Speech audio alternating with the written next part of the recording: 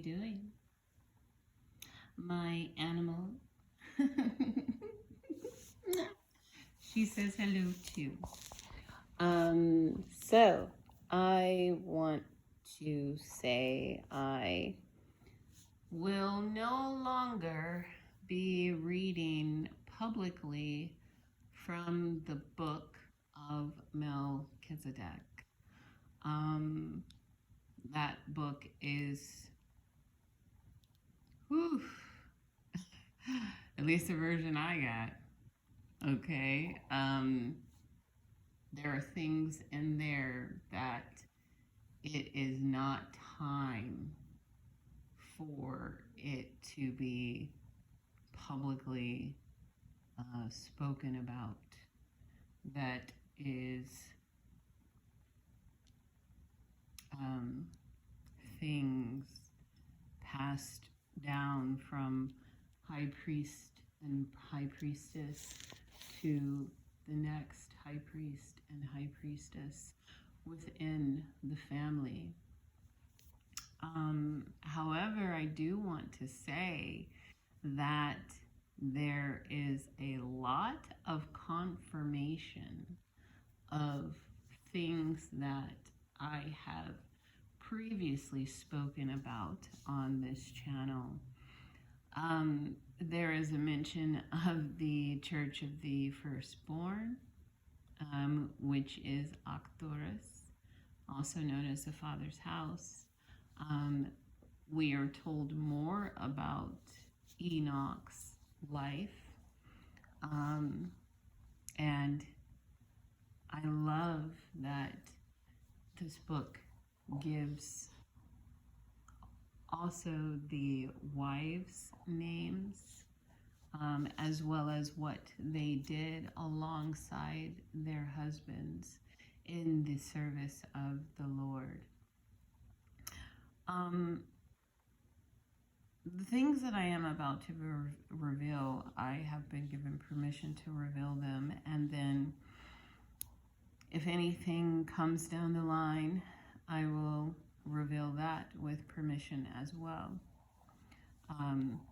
However, I do not believe I will be reading publicly from that book anytime soon. We will be moving, and we will still be moving in the same direction, but we will just go to a different place that God has for the public, for those that have recently joined. Everybody is not a part of the family. Everybody is not a part of the same blood. Everybody is not a part of the same mind. And there are things that are definitely holy and sacred, and they will be kept in that manner. But I can talk about these things, and so I will speak on these things. Enoch had 3 wives. It does not say that he had them at the same time. However, it does say that his 3rd wife is the one who basically was chosen to continue the genealogy, which we know. And I have mentioned previously Canaan, and that is Cainan, how he had power over evil spirits and demons. Actually, no, it doesn't say demons, because demons were not on the scene. It just says evil spirits. So he had power over that, and him and his wife, who was named, they wrote down things upon wood and stone. And I'm hoping that those things have been found, they have been preserved, and within the fullness of time, they will come out. Okay. Um, it talks about Noah and Noah's wife, Zara, and it talks about how they did things together, how they, like God visited them together and they did things together. And it talks about how she released the raven and Noah released the dove. Um, it goes into what happened and why Ham was cursed, or why the son of Ham was cursed. And I am, well, not me, but the Spirit upon me and the Spirit within me, which is the Holy Spirit, is correct. Ham stole the garments from Noah and his wife. And the tent that they were in was a temple that Noah, his wife, his sons, and his sons' wives built. And I think it probably resembled the Moses tabernacle, because it spoke about how how Noah and his wife were in the Holy of Holies, and they had put on the garments of Adam and Eve, and they were in a vision with God. And Ham came in uninvited, and he took the garments off of his parents. And how it's explained is that his parents, yes, there was wine. However, it is symbolic of when you are in the presence, in the holies of holies, and you are conversing with God, you can have the effects or feel as if you are drunk. However, Noah was not drunk off of wine. He was drunk off of the presence of God. And it wasn't just him, it was his wife as well. And they were receiving visions and instructions and in communication with God. And it talks about how Ham took the garments of Adam and Eve and how he hid them. And then he went and told his brothers. And this, it just makes sense. Not necessarily being that, looking upon your parents' nakedness is not a good thing. But the fact that they walked backwards, because at that time they were not selected to be in the Holy of Holies. And you guys know through the story of Moses that they had to tie a rope to the foot or the ankle of the high priest in case he dropped dead in the presence of God. So Shem and Japheth had great understanding and great wisdom, and they not only respected their parents, they respected God, and they knew that they were not supposed to go in that space, but out of compassion and respect, they backed in and placed the garment over their father and mother. And when their father and mother woke up from their conversation with God, they knew what Ham had done, and they both cursed him together. So there are ancient writings that are for the line of the priest, and it goes in depth about what happened, and it is not this perverse teaching of Ham slept with his mother. And I think it's beautiful that Noah and his family built a temple, And this is what it said exactly. And I am still just in awe. I am just in awe because the way that God gives me things and then allows me to share those things with you and then brings confirmation upon confirmation. Um, I told you guys that Adam's body was on the ark, and that Shem was told that he had to bury Adam's body in the middle of the earth, and that would have been the Pyramid of Giza. And we know that the king's chamber, the sarcophagus is not a sarcophagus, but its measurements match perfectly to the tabernacle's measurements as well as the Temple of Solomon's measurements and the Ark of the Covenant. Okay? So, since God is a God of order and he does things how he does them, we don't know what happened to the ark that was in the Pyramid of Giza, but we do know that Moses recreated the ark, okay, as God gave him the vision. And God didn't just give him the vision, he gave the person that made all of the things that went into the tabernacle, he gave him a Holy Spirit gifting to work with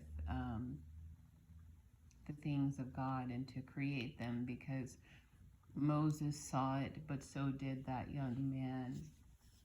And so it says, and it says this exactly, it says, Noah and his family built a temple to house the things of God. What? So what are the things of God that they had from before the flood? Because those are things that they would have brought with them on the ark. And it goes into how Noah was, told of God that he was the high priest. It tells you exactly what the rainbow is. God calls it his archers. His archers are in the clouds. When it rains and when you see a rainbow. Okay, yes. Okay, well, all right. Yes. So I just think it's very interesting that Noah built a temple and him and his wife were in the holies of holies because he was the high priest and she was the high priestess. And the place where the ark landed, it was on top of a mountain. And when they got out, it was like a garden. Okay? So, do you see the symbolism that God was basically showing Noah that he himself was like an Adam? And it goes deeper into the blessing that was placed upon them and how it was placed upon them.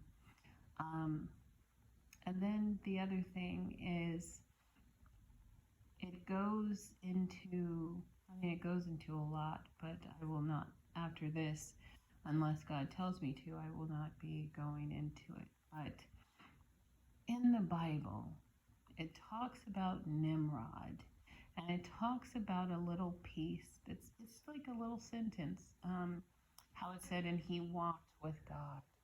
I think that's what it says, or something to the like of that. However, we know that something happened that made Nimrod not be able to walk with God anymore. And so within this book, it goes into that story deeply. And I'm emotional about it because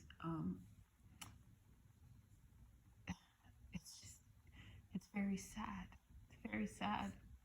Nimrod had a different name, which I will not speak on this channel. Um, However, when he betrayed God and took up with the adversary and the accuser, that is when he began to be known as Nimrod. But it goes deep into things that I no longer feel comfortable expressing publicly.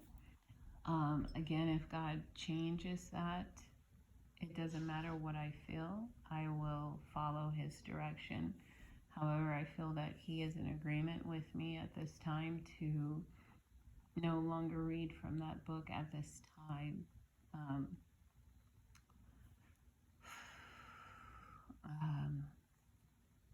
Yes, to publicly read from it, because it is my birthright to read from it and to know these things. And again, some things are only for the family, the bloodline, and the role of the high priest and the high priestess. But what do you guys think about Noah building a temple? And so in the Bible, they say tent, but it wasn't his dwelling place. It was the tabernacle of God. And Noah was in the holies of holies with his wife. And they were receiving visions and in the presence of God. I mean, that's amazing, but how disrespectful do you have to be as a person? How ignorant do you have to be to enter into your parents' sacred worshiping space when they're communing with God and still? So no wonder he was cursed, And Ham didn't realize that he was cursed right away. That came to him in time. But there's also a book, and I hope that we will be able to find it. It's called The Book of Remembrance. And there are things in that book, because this book references that book and talks about that the things that aren't revealed in this book, they are revealed in that book. So I hope that we will be able to recover that and,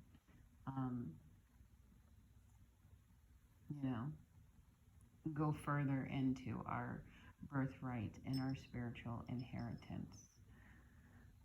All right, so I'm sure with certainty, and I know that God will provide the next step for this channel. However, we have come to an end with our reading publicly from the book of Melchizedek, and I hope you enjoyed what you heard so far. And maybe one day in the future, we will be able to pick it up and read publicly from it again when that time comes. But yeah, what do you guys think about, Noah had a holies of holies? It makes sense. And I know I'm going to be, well, I already have a feeling as to what are the things that were in there, the things of God, so that they could house the things, the things of God. I think it probably was what Moses had to recreate. But it makes you wonder what happened to that temple, and is that temple still intact somewhere, around Mount Ararat?